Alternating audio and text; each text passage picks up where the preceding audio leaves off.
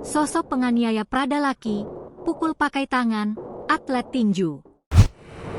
Pratu Aprianto Rede Raja menjadi satu dari 20 tersangka penganiayaan Prada laki Cepril Saputranamo. Dia masuk dalam daftar anggota TNI yang menganiaya Prada laki hingga berujung tewas. Dalam daftar yang dibagikan Mabes TNI Pratu Aprianto menganiaya Prada laki dengan tangan kosong. Pratu Aprianto satu dari 4 anggota TNI yang lebih dulu ditetapkan tersangka kematian Prada laki. Prada laki mengalami penganiayaan di kantornya di Batalion Teritorial Pembangunan 834 Wakangamere di Nagekeo, Nusa Tenggara Timur, NTT.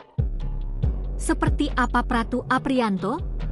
Aprianto memiliki pangkat kedua paling rendah dalam karir militer. Aprianto Rede Raja sendiri berpangkat prajurit 1 atau Pratu, atau 1 tingkat lebih tinggi dari Prada laki. Aprianto Rede Raja adalah alumnis MAN 3 Maumere. Ia tinggal di Lombok, Nusa Tenggara Barat, NTB. Awalnya Yanto Raja bertugas di Batalion Zeni Tempur 18 Yuda Karya Raksaka atau Yonzipur 18 YKR.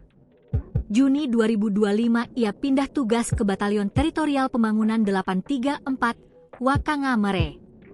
Dalam media sosialnya ia juga menuliskan sebagai atlet Persatuan Tinju Amatir, Pertina, Sika dan Pertina Kota Mataram.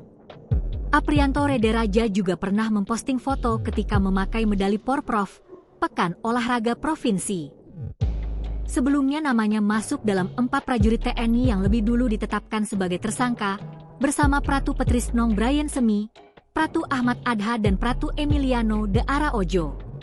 Disebutkan dalam laporan hasil pemeriksaan staf 1 Intel Yonif 834 UWM, Wakangamere, 4 prajurit TNI itu melakukan pemukulan terhadap Prada laki menggunakan tangan kosong di rumah jaga kesantrian pukul 1.30 WITA, Rabu, 30 Juli 2025. Download Tribun X sekarang, menghadirkan lokal menjadi Indonesia.